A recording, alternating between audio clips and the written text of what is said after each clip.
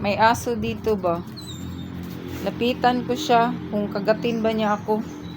Tingnan ko yung ano ko, yung pagkapit lover, dog lover ko. Kung kagatin ba ako nito. Dito ito sa kapitbahay. Tingnan nyo ha, kung ano reaction niya sa akin. Kawag-kawag ang buntot oh. Ayan oh.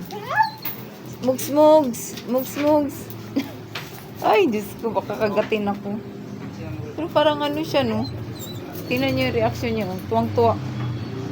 Para siyang ano sa akin, no? Kasi yung buntot kakawag-kawag. Di siguro ako kagatin nito, no? Oh. Ayan, no? Tingnan niyo yung aso. Ang ganda pa naman niya, oh. Ang gandang aso. Dito ito, sa pitbahay. Ito na naman yung isang aso. Experiment ito. Tingnan ko kung anong reaksyon niya sa akin. It's a prank. Nakakatakot ito eh, kasi ang tapang nito. Yan yung ibang klaseng aso. Ayoko lumapit. Yan o. Hindi naman siya nag-ano. Wala siyang ano sa akin no, reaction. Dito ito sa kapitbahay namin. Yung aso nila na nakatali. Tingnan nyo. Walang ano no.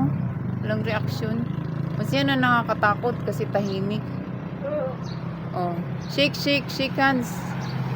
Ayoko. Hindi ko na lang lapitan, baka kagatin ako. Na, mahal pa naman ang injection.